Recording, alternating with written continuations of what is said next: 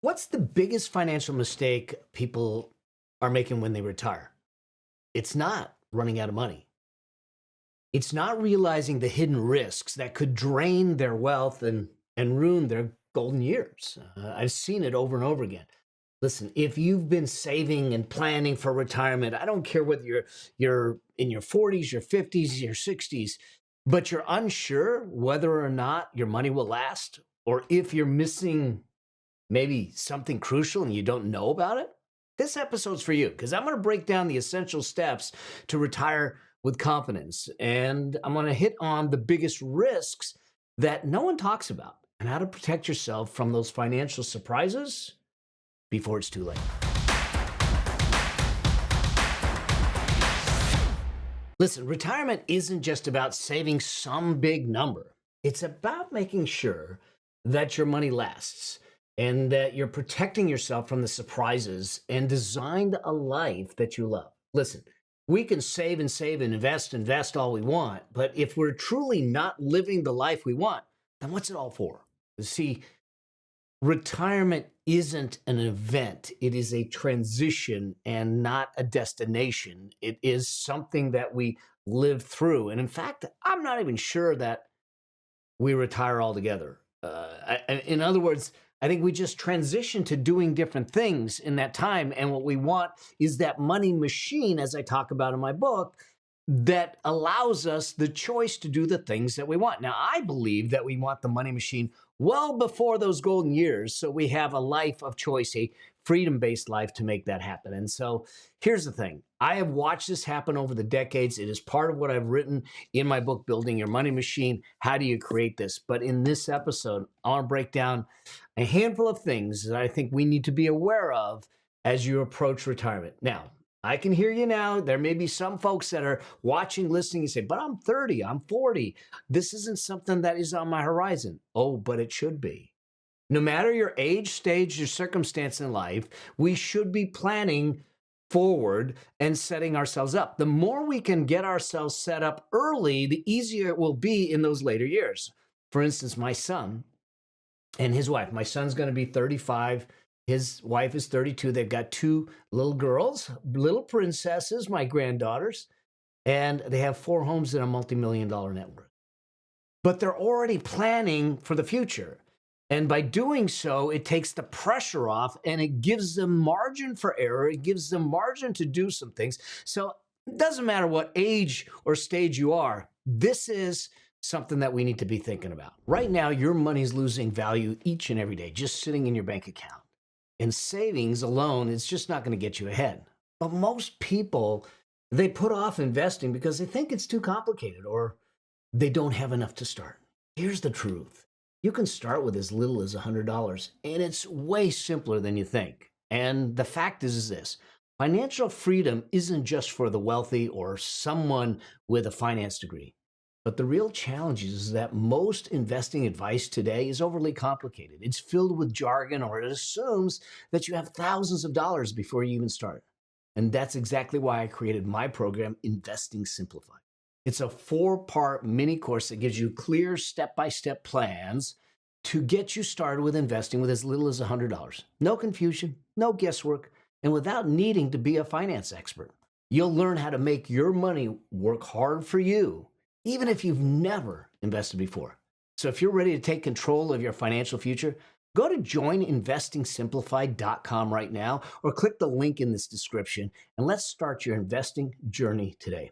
It's simpler than you think, and I got you. All right, so let's just talk about what the first thing is that I want you to consider. At the very beginning, I want you to have what I call a dynamic and detailed retirement plan.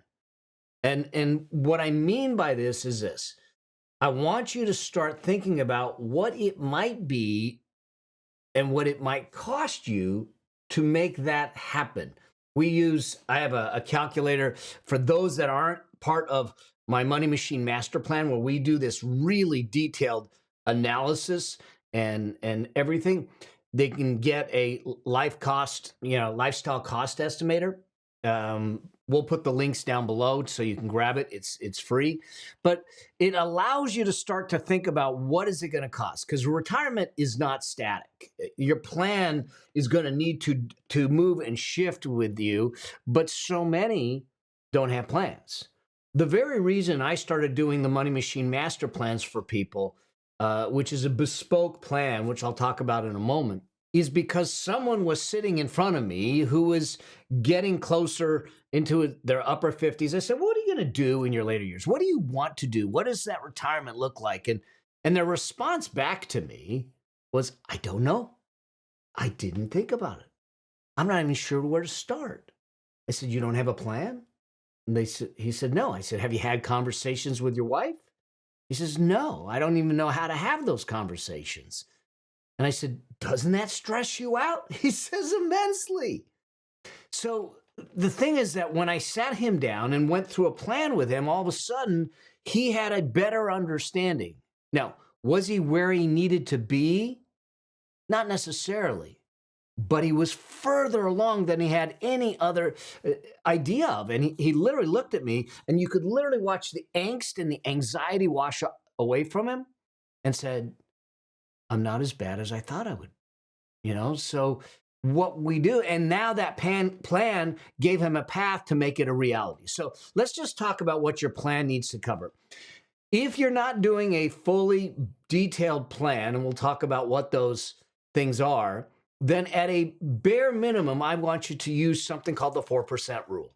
And this was something that came out of the Trinity study. There is a fair amount of criticism about it because it presumes a 30-year retirement. If your retirement is longer, then there's some issues there. It presumes a 60-40 portfolio, 60% equities, 40% fixed income kind of thing. So there's some limitations to it. But listen, if you're sitting there and saying, "Mel, I don't have a plan," this is better than nothing at all. And it will give you an idea of where you need to be. How this comes about is for you to sit back and say, let's estimate. And I get it. If retirement is 10 years, 20 years off, we don't know what the costs are. But we can estimate something to make sure we're staring at the right horizon. And so what you're doing is you're estimating the costs that your lifestyle is going to incur. And then you use something called the 4% rule. The Trinity study said, effectively, if you have a portfolio and you drew down 4% a year, you could do that for 30 years and not run out of money. Okay. And they tested it and tested it. So this is kind of a rule of thumb at the fundamental level that you can do. So literally, if you sit back and say, it's going to cost me $100,000 a year, you divide it by 4% or multiply it by 25, it gets you the number. And now that tells you what you need as the size of the portfolio to give you $100,000 life in retirement. Now, there's some challenges there like taxes and all that stuff. But remember, all I'm trying to do here is get you to start looking down the horizon, because ultimately what I want you to do is to do a dynamic, detailed plan.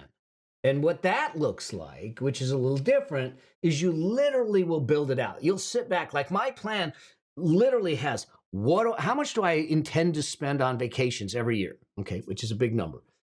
Maybe we're planning for a $75,000 home improvement every 6 years. We're planning on replacing a vehicle at X number of dollars every 5 years. We're planning on, putting our granddaughters through college. We put all these things into a special software, a special portal, and it will then run the numbers based on the assets we have, based on the savings, based on what we're putting away, what we assume we're putting away, and we project it out. And then here's where the power is.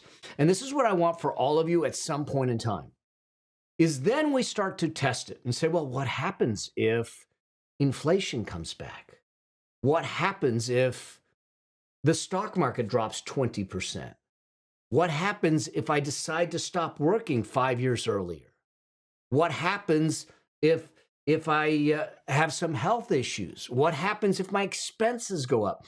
And what you do is you scenario test and stress test everything, where you start to understand the impact of the probability of success. And we run these what's called Monte Carlo simulations. So we're running 1,000 financial scenarios each and every time to look at what the probability of success is, and it gives us a number. And it could be anywhere from 0% to 100%. We want it in 80% and above. That basically says, hey, over 80% of the time, you never run out of money going to age 90, 95, whatever the assumptions are. But the bottom line is it allows you then to tweak and adjust the numbers. Now, absent that, we use the 4% rule to just get us in the game. But you need to have some sort of plan to make that happen and to make it work, okay?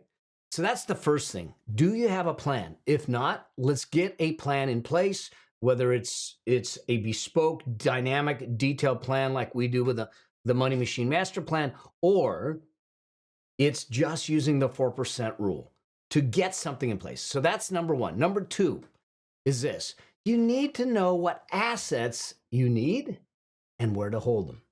Here's what I mean. Not every asset's the same. If I have $100,000 in an IRA account and I have $100,000 in a Roth IRA account, they're very different, because the IRA, when I take that $100,000 out, I'm going to have to pay tax on it. Okay? When I take it out of the Roth, I'm not going to have to pay tax on it. So we need to understand it. Now, there is the assets that we need to think about, and then there are the accounts we need to think about. So it's the what and it's the where that you need to understand. As you get up in years and as you start getting closer and closer to retirement, what you're really trying to do is create a cash flow stream that allows you to pay for your lifestyle without having to start selling stuff to make it happen.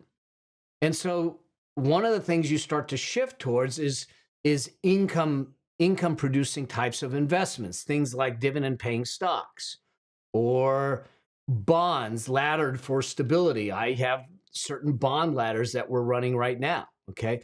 Or REITs that are required, real estate investment trusts are required to distribute a substantial portion of their cash flows every single year.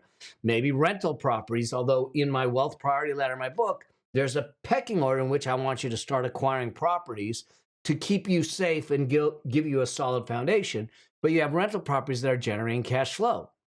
So you want to make sure that you have some level of exposure to income producing assets and investments that can create a cash flow stream for you to be able to live off of.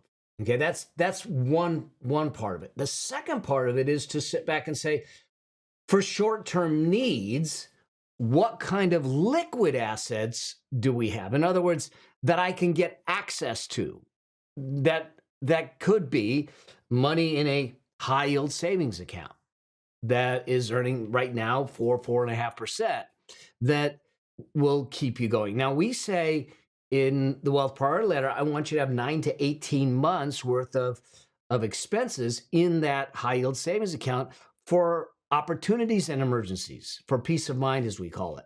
Now, as you get older and you need more liquidity, maybe there's medical, there's other things that come into play, you might actually push to the higher end of that or beyond it based on what you need. You could literally have a couple of years in a high yield savings account. The key is that you need liquidity, because what we don't want to have happen is that if I need cash and all of it is tied up in investments that are either illiquid or in the stock market, and I need to sell something, if it's illiquid, in other words, I can't sell it very quickly, I'm either going to have to discount it to sell it, which means that I lose money, or I can't sell it at all, which means I can't get money, or it's in the market, and if the market's down, I got to take a loss. I don't want that to happen. So high yield savings account, we're going to have that. The second place you can put money is in money market funds.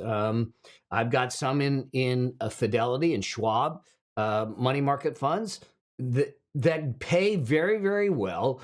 and that also are 100% liquid, okay? Then the third thing you can do here is potentially treasury bills or short-term bonds that you can put in here. Now, you're playing this game of what's the return, what are we getting back, and what's the liquidity on it.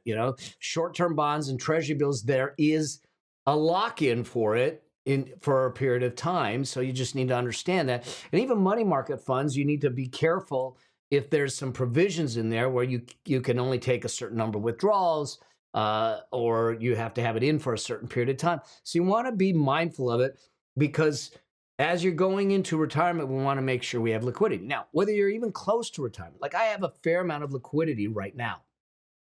I have no intention of retiring anytime soon. But the reason I keep liquidity is because opportunities come up. When the market drops 900 points, when the market drops 1,000 points, in fact, as of the filming this, we had one of the worst days of the year in the market. And I literally called my team up. I said, let's invest. Let's go buy more. Stuff is on sale. Let's go buy more. So we want to have the liquidity there, even as we're getting to your time, if in your 30s, your 40s, your 50s, to take advantage of things when they go on sale, okay? And then this last piece of this element here is, where do you have the money?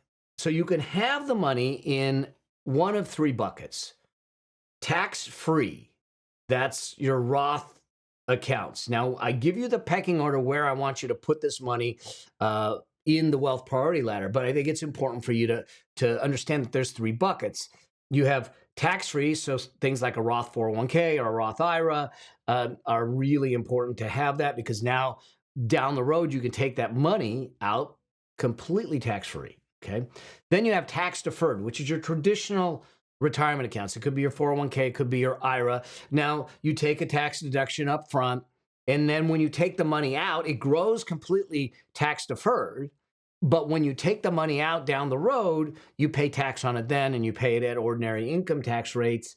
And that can hit you, because it could affect your Medicare premiums and all kinds of other elements. So you need to be mindful of that. And at some point, the government says enough, they force you to take out the money over a period of time. It's called required minimum distributions.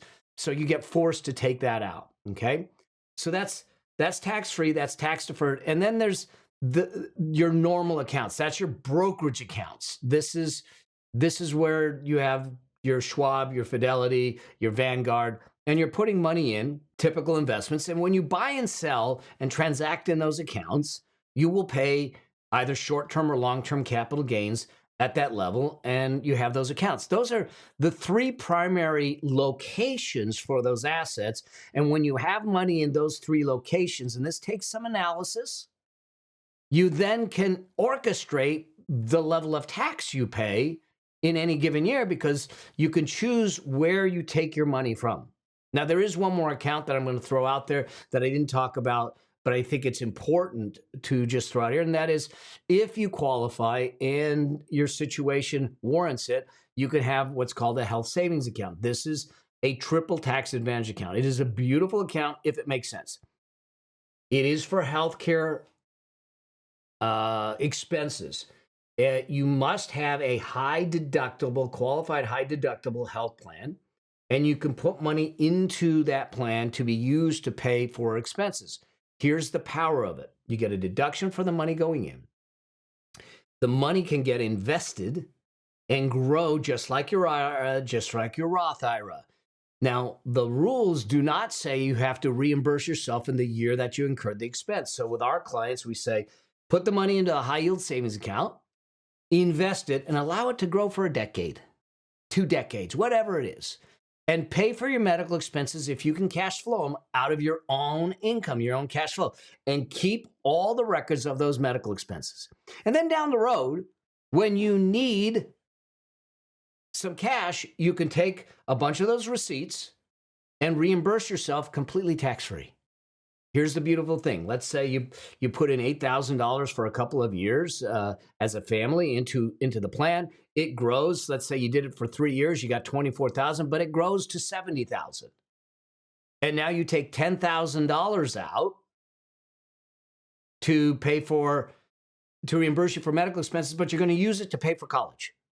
It's tax-free, but here's the beautiful thing. You put 24 in, you took 10 out, but it went up to 70, and when you took the 10 out, you still have 60. That's the beautiful thing with an HSA account, but you have to have a high deductible plan, and it has to make sense.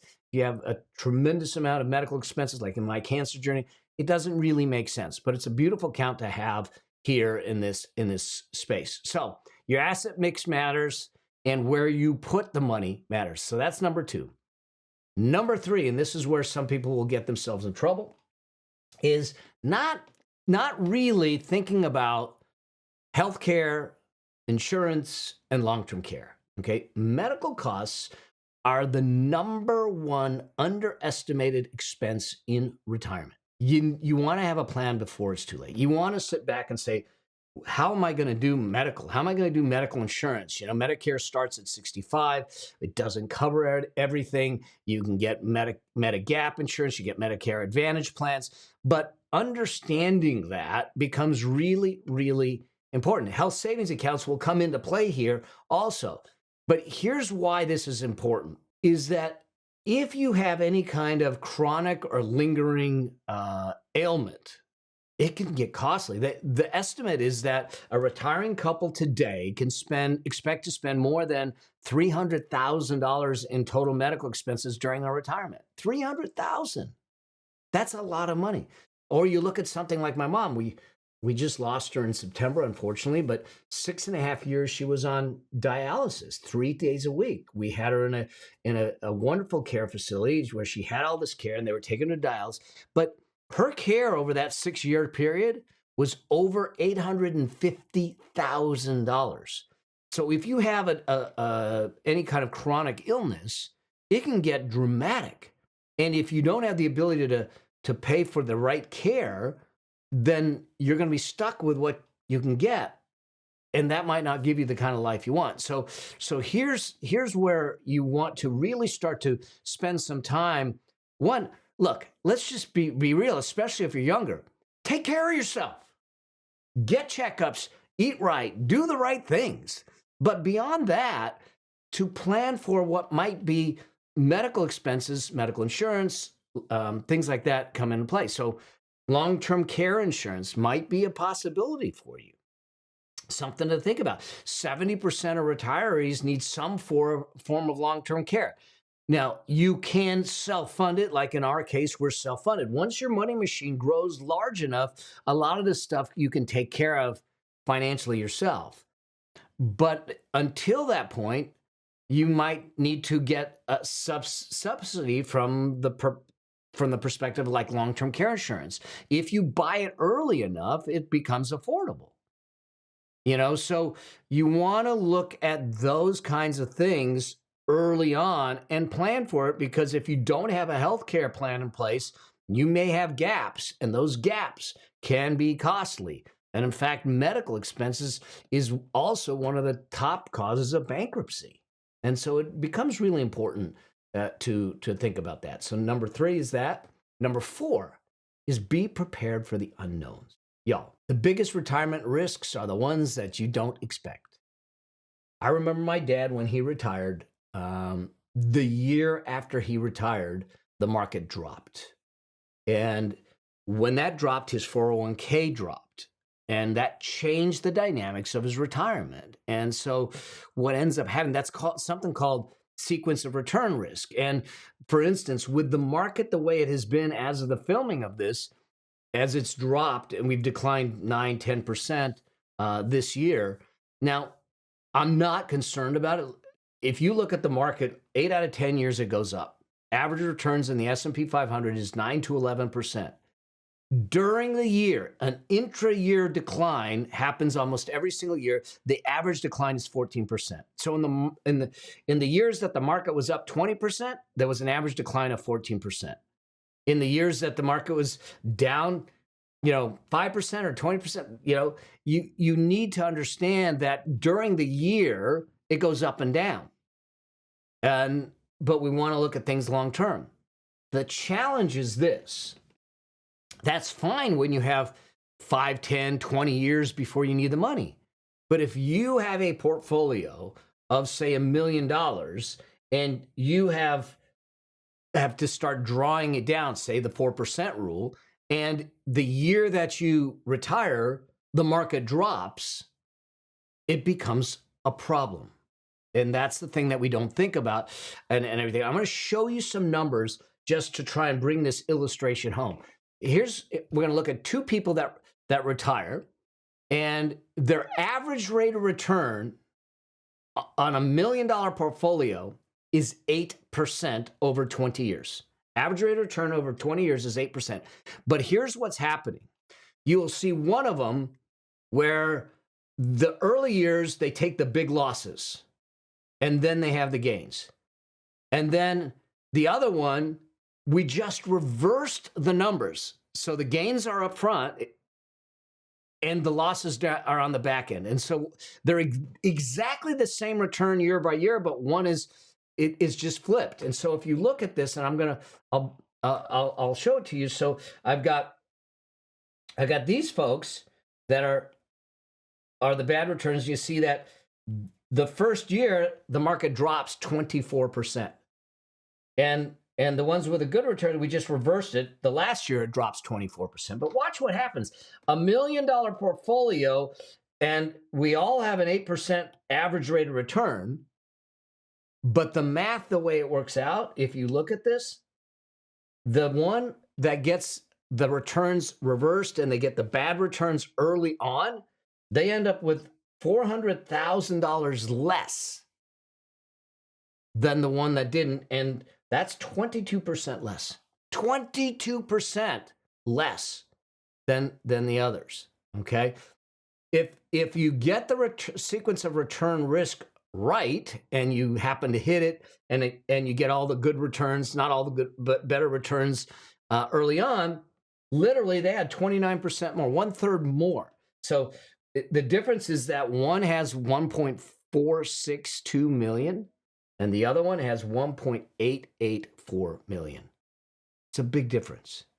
Now, this was just to let you know and get you to start thinking, wow, it matters when you retire and how your portfolio is structured, because if you get hit, like happened with my dad when he retired, those early losses can impact you for the rest of your retirement. And so planning and being prepared for that becomes really, really, but a lot of times we don't realize that that's the case. Remember, both of these people had average returns of 8% over the 20 years, but it's just the way the returns played out that causes. So the solution for this is to make sure that you have the proper portfolio structure, the asset allocation based on your risk triad. That's your risk tolerance, your risk need, and your risk capacity to make that happen.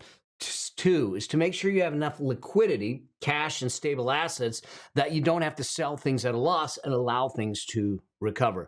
3, you want to make sure you have them in the right locations, the buckets, so you have the ability to draw from different accounts at different times. Okay. Then the other thing to think about is in this time, is one of the things that other folks do not think about is this idea of inflation. A 1% higher inflation rate will absolutely destroy a retirement if you're not careful about it. So being really clear about the cost of living and cost of living adjustments and all that stuff. So this is why it's so important to do a dynamic plan, because you can test that. You can see what happens and everything that comes into play to make that happen. And then the third thing from an unexpected element that comes into play is that realizing that retirement isn't about you. You got family, generational expenses that come into play. You might have some family issues that you want to contribute to, you want to help other people out. But that, when you are on a fixed income, when you have gotten to the point where you're not generating income, and if your money machine isn't large enough, can erode your ability to live the life that you want to live during retirement.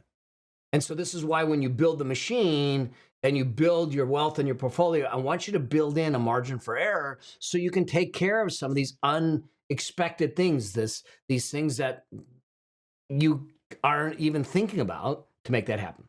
All right. That leads me to number five, and number five is estate planning and protecting your legacy. A lot of folks don't want to have this conversation about estate planning because it's uncomfortable. It's about death. It's about those kinds of things. Listen, I remember when I got diagnosed with a cancer, literally 3 hours later, I was in my attorney's office, spending the time going back through with a trust to make sure that everything was done right. Now, Stephanie was not happy. She was looking at it going, "You're planning for the end of life. Let's just figure this thing out." But it wasn't that I was planning for the end of life. I mean, yes, I was. But what I was actually planning for is my peace of mind. What I was actually planning for is my wife's peace of mind. What I was actually planning for is knowing that the people I love, my wife, my son, his wife, my grandkids, my brother, everyone was properly taken care of. And that I had the peace of knowing that. And not only that, Stephanie had the peace of knowing these are the 2 phone calls you got to make and you're good.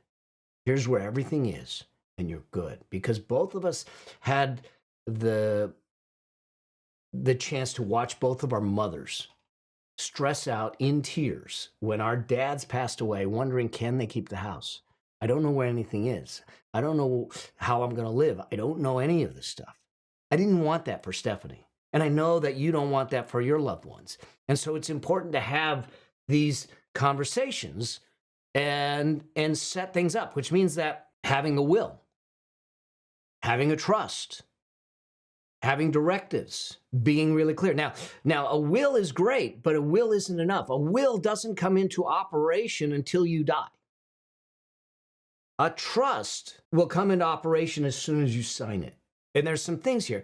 The will, okay, a will is, hey, here's where I want my assets to go. But in order for the will to be enforced, it has to go through what's called a probate process through the courts. That means that it's costly. You're going to pay all these fees. Some of them statutorily set.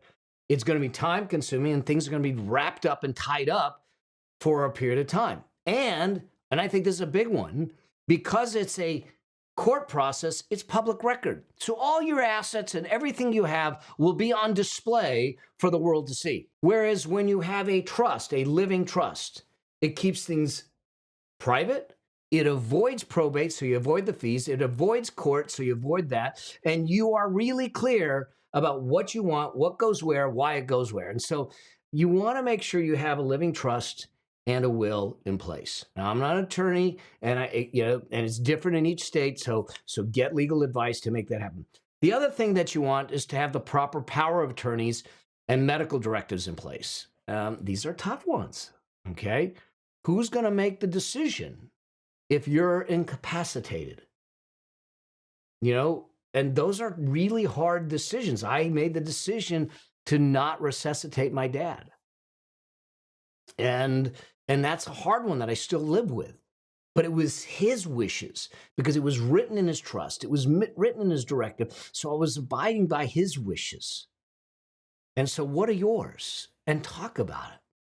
And then the last piece of this is to make sure that you minimize estate taxes. Now, most people, because the estate tax exemption is so high right now, you're not going to have that issue. But if it gets changed and it comes back down, you may. And when you build these trusts and you do that, you can minimize the estate taxes that you pay by doing this. And so here's what we realize, that statistics show that only 1/3 of Americans actually have an estate plan in place. I think about it this way: 100% of everyone has an estate plan. The question is, who penned it? Was it you, or is it going to be the government? Because here's what's going to happen. If you didn't do a trust, if you didn't do a will, and you don't have an estate plan in place, then it goes to the courts, and they will decide what happens with everything you have. So you do have an estate plan. It's just whether the courts are going to be administering it or you do it by your own choosing. I choose to do it by my own choosing. All right. That leads me to the last piece that I think that we often don't think about, and that is the psychological shift that you go through when you start to move into these golden years. Because you spent all this time living your life, working, doing the things, and you had a purpose. You had a drive. You had everything that was going. And then all of a sudden, when you leave the employment or you decide to sell your business, and you become almost lost without a purpose, and it feels empty, and you wonder why. I got all these things, but I'm not happy. I think that we need to think about this during all our years, to live that balanced life where we get a chance to live things and have things in our life that are not tied to our work, not tied to our profession, not tied to our career, but are tied to our passions in life itself, whether it's creating memories, like my wife and I intend to travel for a while, okay?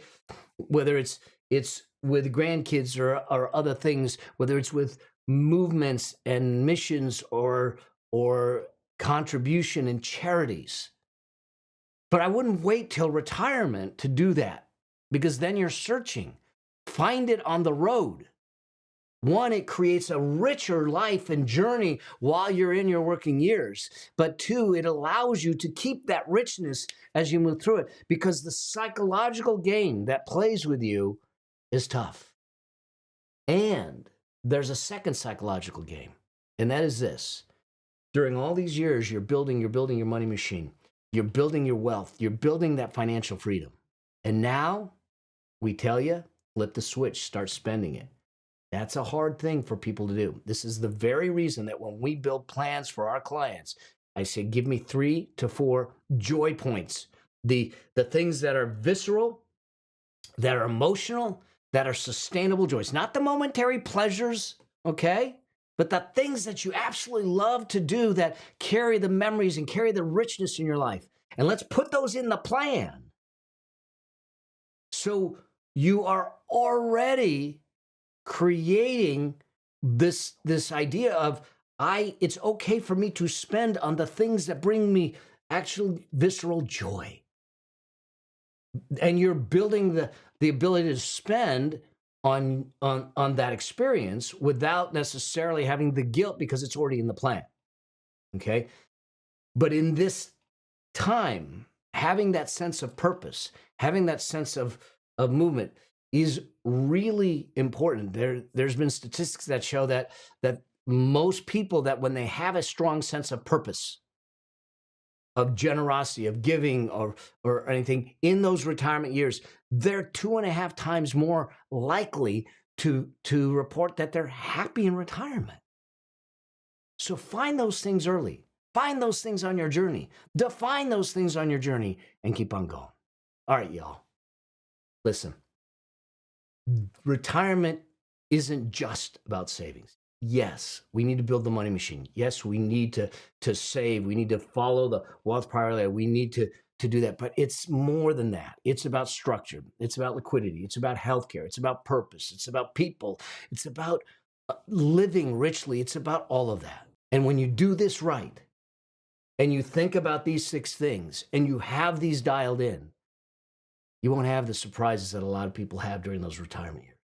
And you will have the richness in your golden years, and hopefully the richness on the journey to those golden years. I hope that you found this valuable. I hope that this kind of lights a fire under you to start thinking about things, whether you're 30, 40, 50, or 60, to really, really dial this in, okay? I'd love to hear from you. What's your biggest retirement concern? Drop a comment. Let me know. Maybe we can give you some guidance on that process, okay? Because I don't want you to make some of the biggest mistakes that most people make in their retirement years, all right? And I can't wait to see you on the road, and I hope I get a chance to see you on the road to your financial freedom. And until I do, always strive to live a life. See you in the next one.